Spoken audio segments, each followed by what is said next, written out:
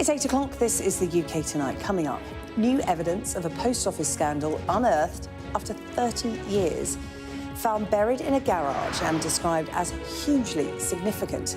Sky News has seen a damning report into the Capture IT system, which could help overturn criminal convictions. If this had seen the light of day in its proper sense, the domino effect of what followed may not have happened. It comes as the government announces a compensation scheme for those affected by the Capture software. Tonight, we'll speak to one of those sub-postmasters. Also ahead, a Chinese PhD student named by police as one of the UK's most prolific predators is jailed for life. Zhenhao Zhou drugged and raped 10 women in London and China. Today, authorities issued an appeal for more victims to come forward. Plus, MPs are preparing to vote on the assisted dying bill. We'll be speaking to a woman who took her husband to Dignitas to die. And tackling new heights, Wales announced their squad for the Women's Euros ahead of the first major tournament in their history. Well, that's come and much more on the UK Tonight.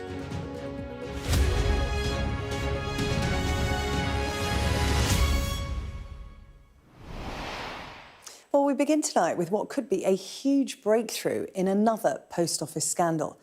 After nearly 3 decades, a damning report into the IT system that preceded Horizon has been unearthed, described as a fundamental piece of evidence. The Capture accounting software was a faulty computer system used in more than 2,000 post office branches back in the 1990s.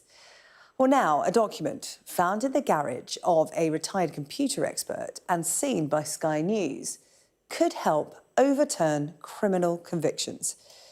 This comes as the government announces a compensation scheme for those who have suffered financial shortfalls due to the faulty system. Coming up, we'll speak to a former sub-postmaster wrongly convicted of theft and false accounting because of Capture. But first, Sky's Adele Robinson has this special report. We believe that reasonable doubt exists as to whether any criminal offence has taken place. A damning report, buried for nearly 3 decades. When was this? 4 months before you were convicted? Yeah, so they knew that the software was faulty.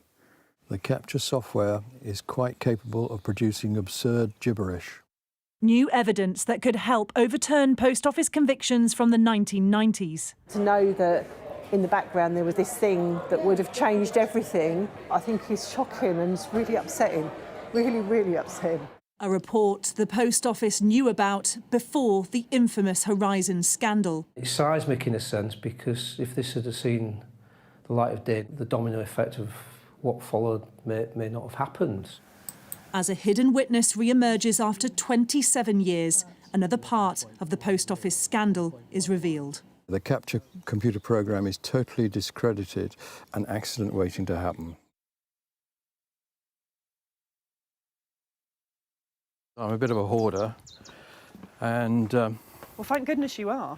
yeah, as a In the result of depths that, of a garage, a I spent discovery with potentially extraordinary consequences. Well, I knew I'd got some things, but I didn't know whether it went back far enough. A retired computer expert, excuse the chaos. Adrian, wrote a report in 1998 on the post office's flawed Capture computer software. Discs here, these are all my old discs, and we managed to get the information off. Information thought lost until now. Did you recognise the significance of it? Oh, I knew it was important, but I didn't realise how important it was, because it was the only information that they had to substantiate Patricia Owen's claim. So it could, and it's not just for her case either. No, several others, yeah. Adrian was supposed to be the expert witness in Patricia Owen's court case nearly 30 years ago, a sub-postmistress found guilty of stealing from her branch, who's since died. When the guilty verdict came out, she actually fell to her knees in the dock, crying her eyes out, shaking. In a Sky News report earlier this year, Pat's family said they believed the computer expert had never turned up.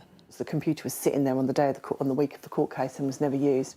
But it turns out he did. I went to the court and I set up a computer with a big old screen. And after hearing Pat's name on Sky News, Adrian reached out. I remember being there. I remember the judge introducing everybody very properly, but the barrister in question for the defence, he went along and said, look, I'm not going to need you, so you don't need to be here anymore. I wasn't asked back. It's to my interest to have been there because I would have been paid, you know. So Do you know why? Were you told why? No. I just Still to this day, don't know why you were sent away. No. Sky News has seen documents suggesting the report may never have been seen by a jury. Evidence from the expert who wrote it was certainly never heard. If I could demonstrate it, I think without a doubt it would have cleared her. These should both match. They don't. Note the ludicrous arithmetic. And this is what he'd have shown. Quantity 10 at a rate of 1.11, value 100. Crazy. Quantity 10, rate 1.11, and no value at all displayed. So this is the sort of errors that one is seeing. Errors sub-postmasters wouldn't have even been aware of. It removes that alert. If you pressed return, it would accept those incorrect figures. So this is what you were hoping to show in court? This is what I was going to show. There's things like this. It's believed more than 2,000 post office branches may have used the capture system between 1992 and 99. A report last year found it was likely the software had caused accounting errors. So I spent some time with these guys, and I was quite surprised because they seemed extremely hard-nosed in their attitude to it. But Adrian met with the Post Office Investigations Unit 28 years ago, who admitted to bugs in capture. I remember saying, look, this program's allegedly got some errors in it, some bugs. And he said, well, all programs have errors. They do, that's true.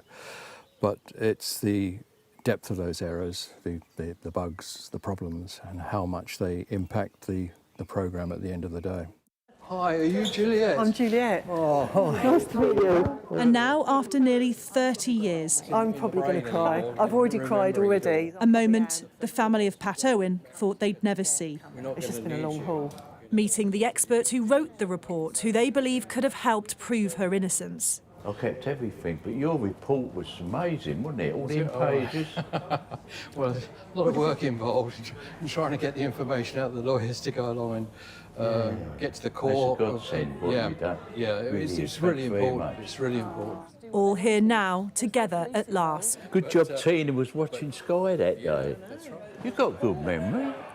Well, I remember that one because, you know, I just felt it was wrong. There was some, you know, she shouldn't have been prosecuted. It was just, it was damning evidence. Was it the barrister who said we don't need you or the solicitor? It was the barrister. Whatever. Who? The barrister. Barrister, was it? Pat Owen died in 2003, a few years after her conviction.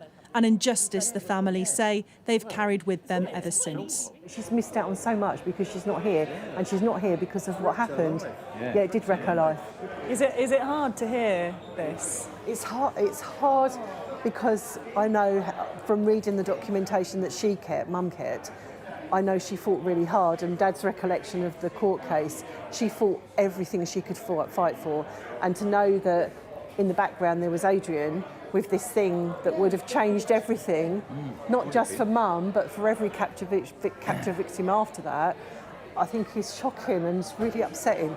Really, really upsetting. Sky News contacted the barrister in Pat's case, who said he had no recollection of it, while the Criminal Cases Review Commission investigating potential miscarriages of justice now has the report. The family hope it may help clear Pat's name, and not just hers, but all other capture convictions. Steve's is one of them. We've shown him the report. When was this? 1998, June 1998. June 1998. So 4 months before you were convicted? Yeah, so they knew that the software was faulty. It's in black and white, isn't it? And yet they still pressed on doing what they did. To you? Yeah, I mean, they used capture evidence to get me to plead guilty to avoid jail. You've got here, it describes capture as... An accident waiting to happen. And yet they kept telling us it was safe. They knew, didn't they? They knew the software should never have been used in 1998, didn't they? Steve says his family's lives were destroyed, and this report could have changed everything. We know that the post office knew about this, or the post office lawyers knew about this. Yeah, it's here. Months before you were convicted. Yeah. How do you feel reading this? I feel gutted. My blood's boiling. How dare they? No doubt I certainly wasn't the last one. Must have been others after me. And yet they knew that they were convicting people with faulty software, faulty computers. If you'd have known about this report, what would you have done at the time? I'd have instructed my solicitor to fight the case instead of giving in, if you like, to the threat of jail, and I'd feel betrayed. He and other victims have questions about who knew other than post office lawyers. We know the chief executive of the post office group at the time was John Roberts, and we've been unable to contact him any other way, so we're going to go and knock on his door and see if he has any recollection of this report, if he knew about it, or any other concerns over capture. Mr. Roberts gave us a statement saying he can't recall any discussion at his level or that of the board about capture at any time while he was CEO. The Post Office said they're sincerely sorry for past failings, are determined past wrongs are put right, and are fully cooperating with the Criminal Cases Review Commission on capture. The Department for Business and Trade said postmasters, including Patricia Owen, endured immeasurable suffering and they continue to listen to victims, also citing their commitment to develop an effective and fair redress process. Capture came before Horizon, the computer system which saw hundreds wrongfully convicted between 1999 and 2015 and then exonerated. There's absolutely no doubt that the entire content of this report, which is fairly damning if you read it in detail, was under the noses of Post Office at a very early stage. The lawyer, representing more than 100 capture victims and many more Horizon, says capture was the prelude to what came next. This report, a preview. It is a continuation of a theme that obviously has rolled out over the subsequent 20+ years in relation to Horizon. And it's seismic in a sense, because if this had seen the light of day in its proper sense and poor Mrs Owen had not been convicted, the domino effect of what followed may not have happened. Is this a missed opportunity, do you think, as part of the Post Office scandal? I think it's a massive missed opportunity. I think that any chance to deviate action away from mass prosecution of innocent people with an early red flag of this size can have only been factored in as a consideration in how future evidence was considered. Proof, then, of a failed system. This report raises questions over who knew what and when. They allowed countless people to have their lives destroyed while they did nothing about it. But it also may help lead to potential wider justice. I think it could be very pivotal in delivering the exoneration that they very badly deserve. We need you for anything else. Exoneration and then accountability. Any support or anything? I'll do what I can. I know. For the oldest victims of the Post Office scandal. This report changes everything as far as I'm concerned. It has to be sorted out swiftly. Otherwise, it's justice denied. Adele Robinson, Sky News. Well, Adele is with us in the studio now, alongside Steve Marston, who you saw in her report there. Steve was convicted of theft and false accounting after errors caused by that capture software. Good evening to you, Steve. Thank you so much for coming in. I know that this is not just upsetting, but it's a really exhausting process as well. You spoke to Adele around 4 weeks ago now for this report, when she sat down with you with all of this paper and showed you what she'd uncovered. What was that like? I just couldn't believe it. It was absolutely devastating. I'd heard prior to that there was paperwork out there somewhere that would have helped our cases. But when I actually sat there with Adele doing the interview, it just blew me away. You know, and to be honest, I'm still in a state of shock about it. I hope it gives you a new sense of purpose and some vindication, because you have fronted this group of victims from this capture scandal, which preceded Horizon. This should have been the warning bell, but it wasn't, and it was ignored. And I hope you feel that by talking out, well, as Adele explained in her report there, it was by seeing a report on Sky News about capture that Adele did that jogged the computer expert's wife's memory. She remembered it, and that's how it all unfolded. And it's quite incredible in that sense, isn't it? You're now 4 weeks on from seeing the report and digesting it all. What are your thoughts now? Now you've had a chance to sort of recover. What do you want all of this information to change? Well, hopefully it'll change the culture in the post office, if nothing else, but that's debatable. I was going to say, you're hopeful of that because you'll have been watching the Horizon scandal unfold. That's got so much publicity, yet, you know, as Adele well knows, it feels like it's taking an awfully long time. The inquiry still ongoing. Yes, yeah. I mean, I'm hopeful that they've learnt the lessons from that and that they act quicker. Going back to the report, I just couldn't believe what I was reading.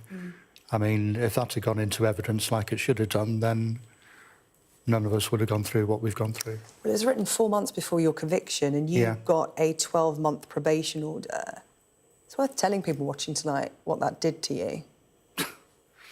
Destroyed me, destroyed the family. My reputation's everything to me. And it took everything away from me when that happened. Probations, I just had to do it.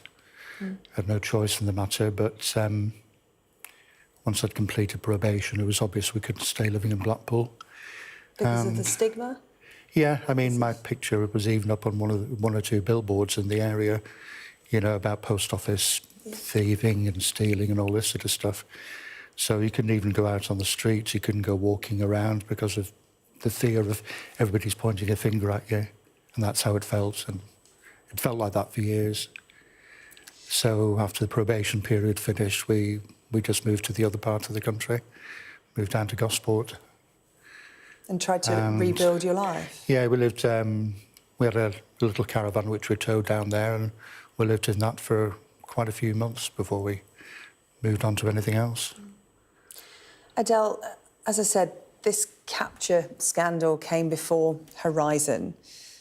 The victims, smaller in number, could be more though, because, you know, many people, you know, because of the stigma and because of what happened, wouldn't come forward. Just give us an idea of where we are, because a compensation scheme being announced today, that seems like that's moved quite quickly, perhaps because of a result of what's been happening with Horizon. Yeah, it's moved quicker, for sure, than the redress schemes in Horizon. However, I would say it's still not going to be open until autumn 2025. And a lot of, I mean, Steve's very diplomatic.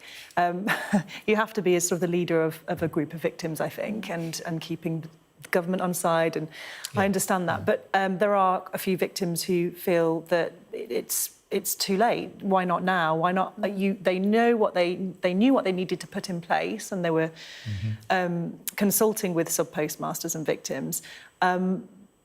But they could have potentially, this is the criticism from some victims I've spoken to today, put this in sooner, have this before the summer, not the autumn. What are they waiting for? And you know, there's always paperwork and getting people in place, but it's been, by then, it will have been over a year since the Kroll report came out, which was commissioned by the government, which found that it was likely that capture caused accounting errors. So, yes, it's moved quicker, but these are the oldest victims of the post office scandal. And it is the same post office scandal, because it's not the computer system's fault, it's the way that the post office dealt with the computer system and how it privately prosecuted victims. So it's the same scandal. So they know how to deal with victims now. So yeah, there's been criticism over that, but I'm sure the government, and they do argue that they are putting in place things at pace. The wider question, I think, is for those like Steve who are not eligible for that redress scheme. Because your conviction hasn't been overturned. No, I've got to wait for it to go through the CCRC. What stage are you at with that? How long has that process been? Like I said, this is, well, you were convicted back in 1998? Yeah, September. Yeah, the latest update I've had is that the CCRC will be back in touch with Neil Hudgell sometime in August. Neil Hudgell being your legal representative, yeah, he's my sometime solicitor. in September? In August. Oh, in August. In August, so fingers crossed that they're getting a push in the right direction now. As Adele said, you are diplomatic, and you have to be. We had a Teams meeting with Gareth Thomas, the Under-Secretary, of State for the Department of Business and Trade. You know, it must be very hard to keep your cool in those situations, but you've been through so much, you want to see this through to the end and get justice for you and those other victims. What is it like heading up a victims group? Because in Adele's report there, so much of it is upsetting to watch. But Pat Owen... dying before her name could be cleared, this evidence could come out. I know. Her family still fighting to clear her name. What is it like for you to take on the stories of others as well as your own? It's not easy, but by the same token, I want to help everybody I can. I want everybody to get compensation or redress, really. It should be redress. We do use that word compensation, don't we? And it's worth explaining what redress is, because we use those words interchangeably when it comes to the post office scandal. Adele, perhaps you could do that for us, because it's really important to victims. Yeah, redress is bringing someone back to the financial position or the position they would have been in had this never happened. So that's not just how much money you had to pay back, is it? Which was like just under £80,000 plus costs. I had to go bankrupt too. You went bankrupt, but then you lost your home and all that career. Two homes. We lost the post office and the house, plus the house we just bought in Blackpool. Your livelihood and your home. Everything. Any savings you had. Everything went. We ended up sleeping on the floor in a little flat in Blackpool for a long time. No furniture, nothing to sleep on. And affects children as well. You know, the offspring of post office scandal victims are affected by this. There's a whole group set up for them, you know. We've spoken to a number of them here. On the UK Tonight. It really does have a ripple effect, doesn't it? Yeah, it's had an awful... family and friends. Yeah, it's had a terrible effect on our daughter more than our son. I mean, it's affected our son, don't get me wrong, but Heather, she's very withdrawn, she's very quiet, she doesn't mix with people or anything like that, so it's affected her quite a lot. How old was she when all of this was happening? Well, she's 39 at the minute. Oh, hang on a second. So let's test your maths. Yeah, no, Adele, can you help me out? Anyone in the gallery? But she was young, was she? In her sort of, she'd have been pre-teens. She was sort of very young. Yeah. Maybe in that area.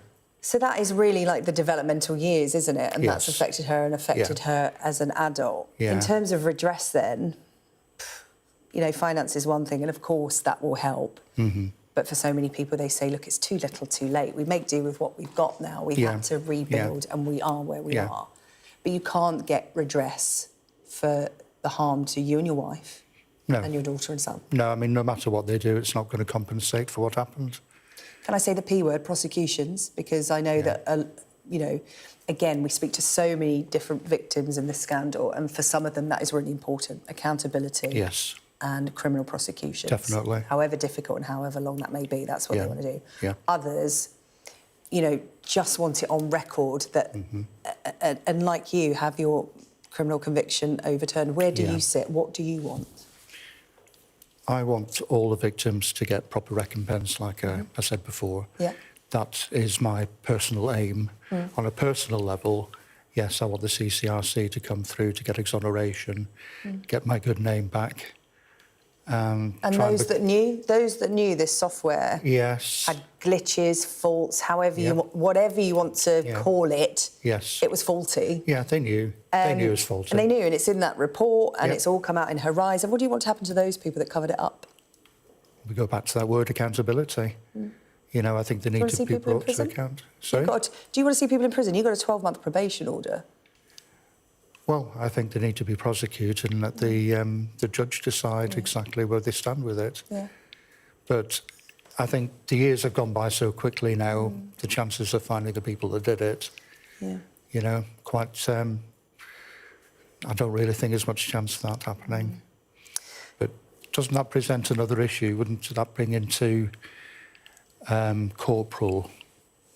corporate crime to a certain extent, because they were acting on behalf of the post office. Corporate responsibility. So wouldn't that taken against big institutions again? So shouldn't that be coming into the equation, you know, on that level?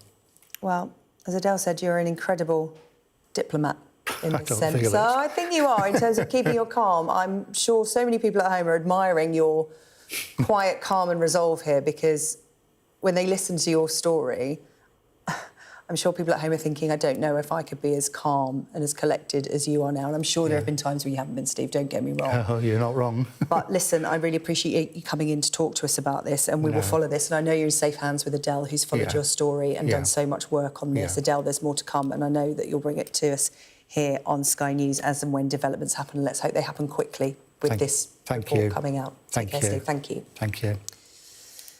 Well, for more on this story, you can scan the QR code that is on your screen right now. You can listen to the latest episode of the Sky News Daily podcast. I'm hosting, and there's more background and a look at the wider context of all of this scandal with Adele.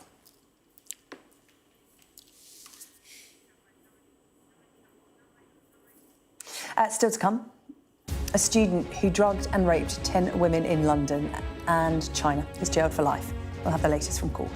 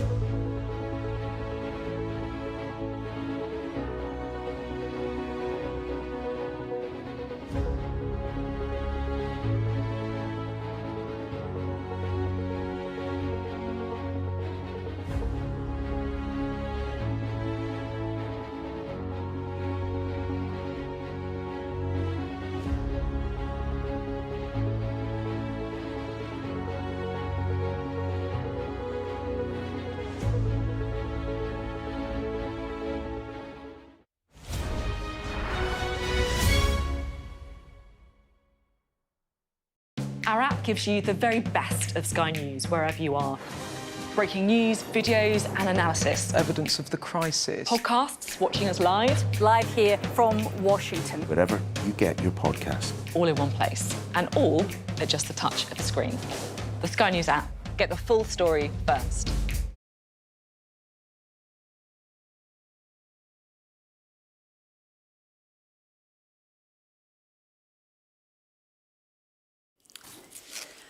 Hello, welcome back. Now, a Chinese PhD student found guilty of drugging and raping 10 women has been jailed for life with a minimum term of 24 years. 28-year-old Zhen Haozhou was convicted of multiple sexual assaults on women in the UK and in China, where he used drugs to incapacitate his victims before raping them. Police fear he could have targeted dozens of other women, and they have issued an appeal for more victims to come forward. Sky's Amelia Harbour has this next report. How many victims are there? When this police interview happened, no comments. How long has this been going on for? Detectives had no idea of the scale of this 28-year-old's sexual depravity. No comments. PhD student Zhen Haozhou came to the UK in 2017 to study mechanical engineering before beginning a PhD in London a few years later. But outside of his lectures, he sexually assaulted young Chinese women. Now, after seeing that, is there anything you want to tell me? Despite his silence, a jury found him guilty of 11 counts of rape against 10 women between 2019 and 2023 in both London and China. Now he faces a life sentence with a minimum of 24 years in prison. He used the drug butanediol, a date rape drug when swallowed, rendering his victims unconscious. During the trial, only 2 women could be identified, their terrifying ordeals now read out in court. That moment will clearly stay in my mind forever. As a result, I now experience severe physical and psychological distress. The memories trigger migraines, physical pain in the places he violated, and an overwhelming urge to scrub myself clean. Hello. You Mr. Zoo, by any chance? The inside of his flat in South London's Elephant and Castle was where some of his assaults took place. Upon arrest here, police found hidden cameras and his phone, used to film 9 of his attacks. He also kept souvenirs, a box of his victims' possessions. Zoe is a vile and depraved individual who committed the most cowardly and wicked of crimes. The sheer scale of his offending, which spanned 2 countries, makes him one of the most prolific predators we have ever seen. Their plea comes as police now conduct the UK's largest current rape investigation to try to identify these women. It's thought that Zoe's offending could go beyond this trial. Detectives fear he could have a further 50 victims, making him one of the worst sexual offenders in the UK. Officers found further video material on his devices, which they say shows these unidentified women being attacked. An international appeal was launched for those women to come forward, and now 24 women have done so. Further charges, a possibility. Zoe will now serve his life sentence, but for the women he abused, their ordeals, a life sentence of their own. Amelia Harper, Sky News. So to come on the UK tonight, as MPs prepare to vote on the assisted dying bill tomorrow, we'll be taking a look at how the legislation would work.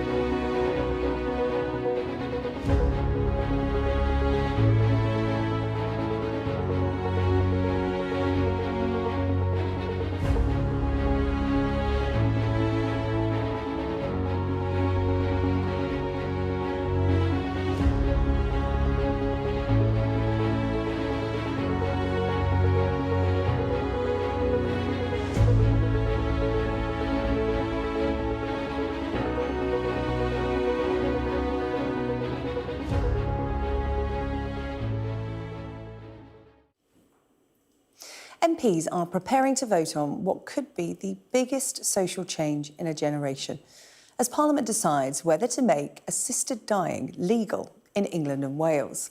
The legislation has divided the country, but the MP behind the bill, Kim Leadbeater, says she is confident that she has enough support ahead of tomorrow's crucial vote. Our health correspondent, Ashish Joshi, has been taking a look at how it might work in practice. You said something very profound when that result was announced. Yeah, it was that I can die in peace. Frank didn't know if she would still be alive today when we spoke to her last November. That's when the assisted dying bill passed its second reading. Every day is a battle for Frank. She already had terminal liver disease, cancer, and now she suffers from diabetes and fibromyalgia. I was taking morphine anyway for pain, but I'm living on morphine, and that's not a life that you want. The Royal College of GPs says the assisted dying process should happen outside of general practice. Dr. Susie Caesar is in favour of the bill being passed. I'd say to you as my GP, I need you to be in my head that I have days, I have nights, and they're becoming progressively stronger, where I just feel I want to just go to sleep, and I just don't want to live my life anymore. Pain is one of the things that medicine is actually relatively good at dealing with. In the event that it gets set up in a structure where I am a stranger, then I would just come and listen and have a long conversation to understand Frank's history, her background, where she's coming from, why she's come to these conclusions. But important questions remain over who will take the responsibility for determining a patient's mental capacity and their prognosis. Would it be fair for me to say that you approach Friday's vote with some trepidation? If this bill as it stands proceeds, through the rest of the parliamentary process, we as psychiatrists are left in a situation where there are so many unknowns about what is expected of us, about what patients can expect, and about the safety of the process. Yes, I do. I approach this professionally with trepidation. Frank continues to defy her prognosis, but she doesn't look further than the next 6 months. It's not going to happen in my lifetime, but the thought that people like me who still try to look nice, who still try to have a life and everything, that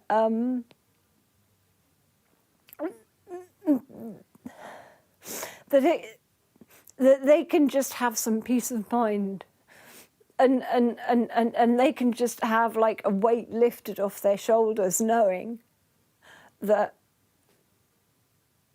they're going to be able to do it peacefully with their family and everything. Ashish Joshi, Sky News. Now, Louise Shackleton is with me. Louise is a supporter of assisted dying. You may remember Louise. She's been on our programme a number of times. She took her husband to Dignitas in Switzerland to end his life. Louise, thank you so much for coming to talk to us on the eve of this huge vote. It's huge. We were just discussing that during Ashish's report there. How are you feeling ahead of it? I'm feeling extremely anxious. I have been told by certain people that it's going to be a close vote, which beggars belief when you look at the research and the latest poll on the general public's wishes regarding this bill, which was 79%. And that was the National Centre of Social Institute and their research package. And listening to the debate last week. You went to Parliament to... no, I actually watched that on television because, I've got family and things, so I can't travel up and down the country a lot. And if I said I was broken-hearted, I felt like my heart was broken. That, in my belief, that some MPs had not given this bill any credit by reading it thoroughly and properly. And that, to me, is them doing a disservice to the general public.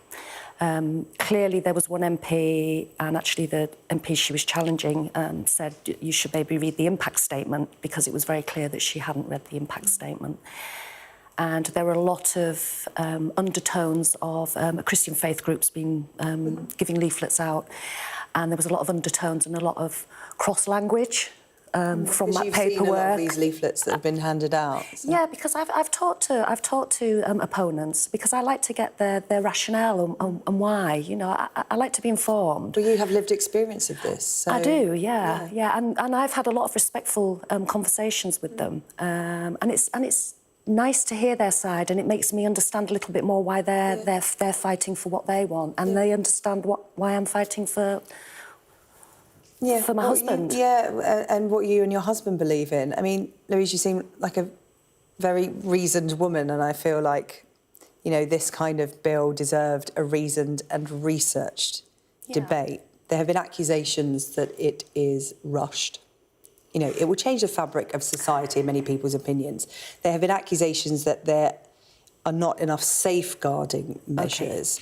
Again, you've listened to some of the MPs say this, and you don't think that they've done their research. So how would you reply to them when this is what they say, and this is what they will say going into vote tomorrow? And thank you for bringing those points up. So to say that it's rushed, it's been the most talked about bill. It has had over now, before tomorrow, it's had over 100 hours service time in Parliament, which is more than any other bill or anything else has ever had in Parliament. So to say it's rushed... And this was something that was debated about in the discourse of society before Kim Leadbeater decided to take it on. Absolutely, and it's been discussed within the world, and it's been proven within the world to be a positive part of palliative care. Sorry, what was the other point? Safeguards. Yeah, safeguarding. So safeguarding, I mean, I'm actually a safeguarding professional.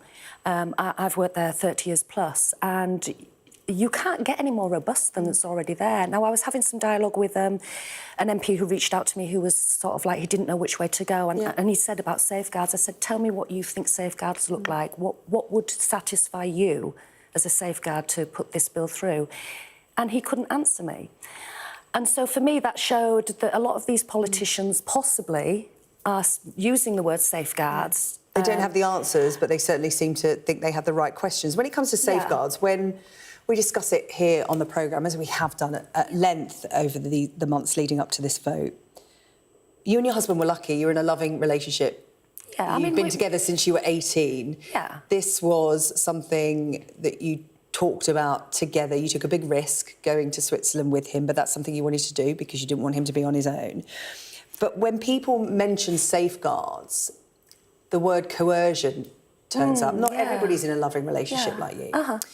They're talking about vulnerable people, whether it's those with disabilities or those who are older, who have families or a lack thereof that coerce them, that push them into considering something they may not have done on their own. And I know there's a framework where it has to be 6 months, signed off by 2 doctors in terms of you will only live for 6 months. That, you know, whether that can be determined properly or not is another thing. But that's what people talk about. What would you say to people about those people who may be less fortunate than you and your husband were put in this situation? So again, if the MPs had watched the group that discussed all of this, and some were for and some were for against, and have watched the expert witnesses that came from all over the world to actually show that they have no evidence of coercion. And in fact, I think on Friday, one very brave politician got up and spoke about her mother's experiences in dealing with palliative care, and how coercion actually is usually the other way around, where a family member is coercing somebody not to do that because of the pain they'll feel. I mean, it's difficult because we can never, ever say that coercion would never exist. Of course. But should we be saying that then? Should we be investigating when someone says, I don't want to carry on my chemotherapy treatment for cancer, I want to end that? But nobody investigates that. Nobody looks into that. Is it coerced? Is there pressure put on? Nobody looks at that. People just take that as that person has that wish. We're not ending lives here. We're ending suffering.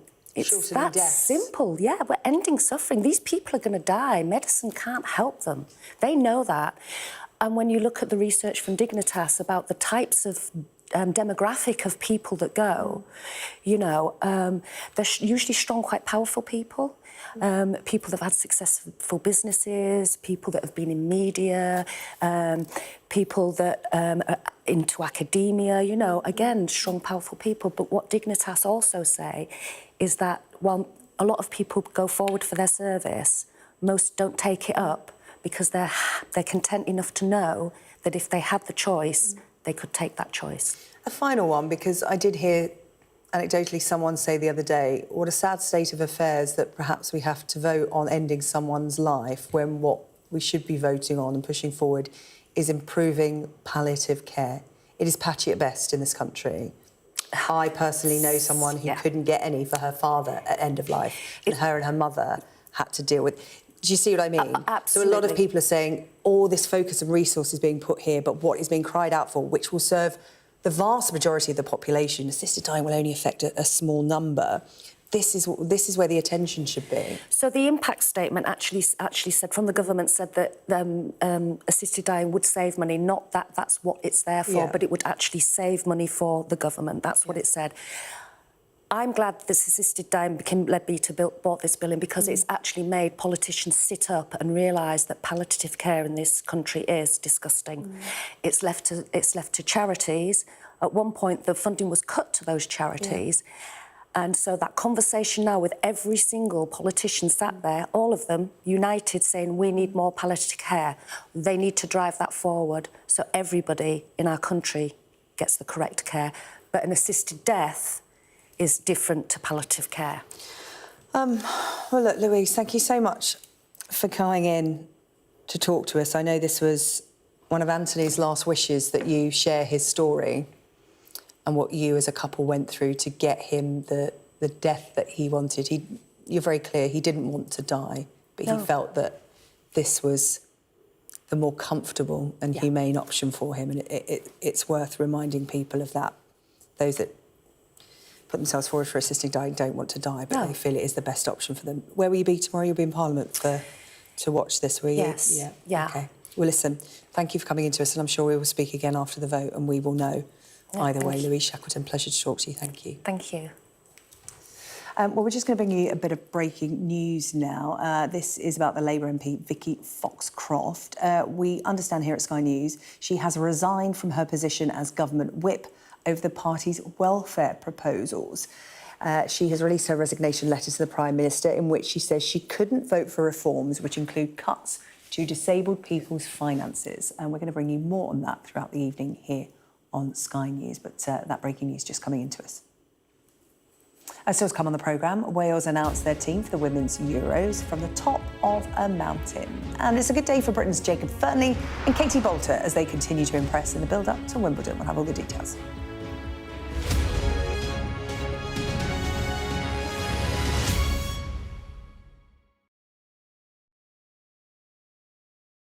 I'm Deborah Haynes, Sky Security and Defence Editor. The reality of life under Russian fire. People don't want to leave, even though help is here to evacuate them. They say they want to sort out their belongings first. It's absolute chaos. Fire, shouts the commander. There's a dash to safety as Russian drones will be trying to find this position. We've now got to wait inside the shelter to see if there is incoming. I've been covering Russia's full-scale war since it began, witnessing the terror and the trauma. When rockets fall, I try to hide my head under my toys. Illustrating Ukraine's lost childhood. Hopes and dreams framed by war. Conflict in the Middle East is another major focus. An incredibly dangerous moment. We saw the missiles streaking across the sky. We saw the intercept going up, and then we saw the explosions when the intercepts were successful. With global threats rising, I also explored defence and security in the UK and across NATO. This US aircraft carrier is operating in European waters in a deliberate show of force. This is routine training for NATO, but should Russia's war with Ukraine escalate significantly, pilots like these could be called upon to go into combat for real. tucked away in the National Archives are some of the UK's old defence plans. The scale of this bunker underlines how seriously governments took the threat of nuclear attack and global conflict. Should allies listen to Vladimir Putin's sabre-rattling? No, they shouldn't, and they don't. Sky News, the full story first. We've got your Sunday mornings covered. From the front page and the sounds of the streets to the voices of the people who make the major calls and big picture politics beyond Westminster. We'll put you at the heart of our story. I'm ready. Are you? Join me, Trevor Phillips, Sunday mornings on Sky News. David Fulton is here with the sport, and just before we came back on air, he said to me, hope we're not talking about the weather. Well, what better person to speak to on the eve of England's first test against India at Headingley? And it's going to be a scorcher, it says here in my script, which might not be great news for the bowlers. You can't talk about cricket and not talk about the weather, David. Well, it's nice to be talking about hot weather. I mean, it is a summer sport, true. SJ, and, you know, people should be getting used to it. And they play it all over the world, particularly in the subcontinent. But, of course, it is India. It's going to be an amazing series. I can't wait for it. 5-test series. It will feel slightly Indian in the sense there's going to be 30+ degrees at Leeds, and it might not be a lot of fun for the bowlers, but it's just a brilliant... these next 7 months are going to be pretty defining for Ben Stokes and Brendan McCullum. Australia, that can wait. That's a big series, but it doesn't get much bigger than India these days. These are superstars of the world game, and it's a new look side. There's no Rohit Sharma, there's no Ravi Ashwin, there's no Virat Kohli, but they've got a pool of talent, and they're going to be an amazing side. So, yeah, can't wait to see how they go. OK, well, put your sunglasses on and your sun cream, and that's all we'll say about the weather. What else is coming up in the sport? What else is coming up in the sport? Well, we're going to talk a little bit about tennis, because it's pretty hot, isn't it? So, yeah, let's talk about summer sports. You can't stop now. You can't stop talking about the weather. Staying connected is vital for business. Sky Business sponsors this report. Andrea, 2 years on from your departure from Leeds United, how pleased are you to see them back in the Premier League? I'm very happy. As a fan of Leeds, as an ex-chairman, I'm very, very glad for the fans that they are finally back in where they belong, the Premier League. And it is a big release for me because, honestly, I had a very traumatic and difficult exit, and finally I feel now that the destiny adjusted everything, and I can come back to Leeds soon. Do you still speak to Parag Marathe and the ownership group? Yes. I speak to him normally a couple of times every month, and we stay in touch during the season. We comment about Leeds, we comment about other football trends, but particularly about Leeds. And we just spoke recently this week when he was in Leeds, but also he was busy in Rangers for looking at new opportunity. I think Parag and the guys involved supporting him and the new management will have the credibility and the experience, they know how to take it to the next level. So they can take back the route and the direction to bring back Leeds as a, I hope, top club and back to Europe one day. How difficult will it be for Leeds, that jump from the Championship back to the Premier League, because you've done it, and with success in that first season? Sky Business sponsors this report. Now, Wales have named their squad for the Women's Euros ahead of the first major tournament in their history. The announcement was made by their manager, Ian Wilkinson, at the summit of Eroiva, Wales's highest mountain. Our sports correspondent Rob Harris joined them at the summit. Welsh football has scaled new heights, qualifying for a first women's tournament. And the 23 players picked for the Euros trip were revealed here, in Snowdonia, at 3,500 feet at the peak of Erythra. Among them, goalkeeper Olivia Clark. I kind of worked my way up the pyramid, and I'm just so grateful for this opportunity, and I think a lot of us are, and we've all made our own way, whether that be working 3 jobs to play football at the same time. We've all had our own stories, and I think that makes it even more special. While remembering generations who climbed mountains, who fought to overturn a 5-decade ban on women's football until the 1970s, and had to wait until 1993 for an official national team to be launched. Now finally, Champions League winner Jess Fishlock, who has played more times and scored more goals for Wales than anyone else, makes it to an international tournament at 38. Midfield star Sophie Ingle also made the cut, despite missing all of Chelsea's treble-winning season with an ACL injury. So it's a special place for you up here? Absolutely. This is definitely somewhere I've been coming my whole life. So. Manager Rhian Wilkinson will be needing all that quality. In a group featuring the past two European champions, England and the Netherlands, as well as France. The pressure is on those three teams. No one outside of Wales expects anything of Wales, and that is their problem. I mean, we know internally as a team, but equally the whole of Wales, I think, believes that this team can do something special. And instead of concentrating on results, instead of thinking like that, we talk about consistency of performance. Coming to the summit of the highest mountain in Wales is about more than showing off the scenery. Welsh football has used this mountain to symbolise the challenge, finally making it to a major tournament. Wales have shaken off the baggage of past disappointments to make history, but they'll be hoping qualifying isn't the peak of their ambitions in Switzerland next month and the years to come. Rob Harris, Sky News at the summit of Owitha. Time now for a look at the weather.